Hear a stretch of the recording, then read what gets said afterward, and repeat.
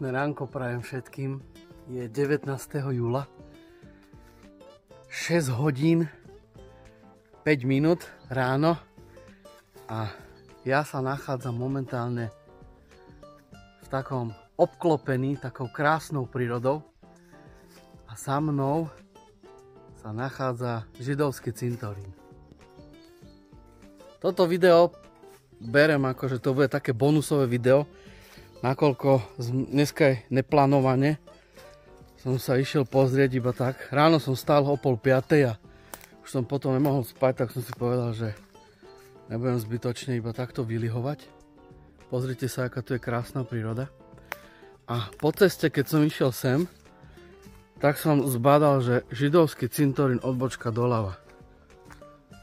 A vošiel som do takéhoto lesa a dostal som sa až sem.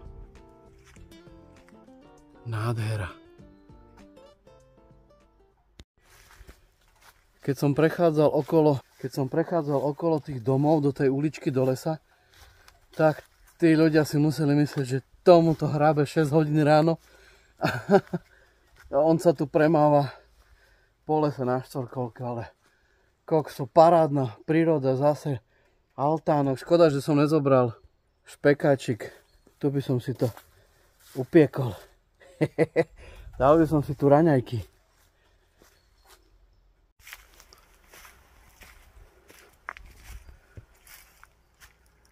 Júl 1997, židovský cintorín. Tento židovský cintorín je posvätným miestom pre správu, pod správou Mestského úradu mesta Medzeláborce.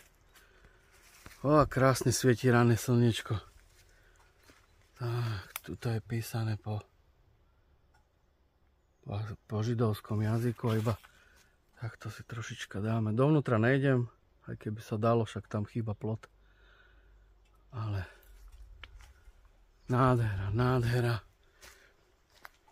Škoda, že ma to nenapadlo skôr, ja by som sem prišiel aj s Damianom, ale hovorím, toto je také neplánované, také naše, alebo moje bonusové video, keďže dneska už odchádzame preč domov. Strávili sme v Medzilaborciach aj s cestou 5 dní.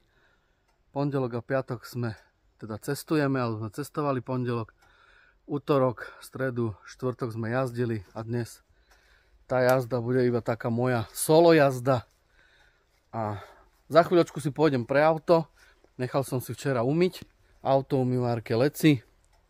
Keďže som už nestíhal večerov, sme sa vrátili s Damianom z Poľska, z Jaslisk troška neskôr. Potom sme boli ešte na Kofolu, zahrali sme trošku futbala. Išli sme domov spať. Takže takto krásne toto vyzerá. Takisto odporúčam, ak niekto raz navštívi Medzilaborce, Vydraň, tak vlastne doľava do lesa odbočka židovský cintorín.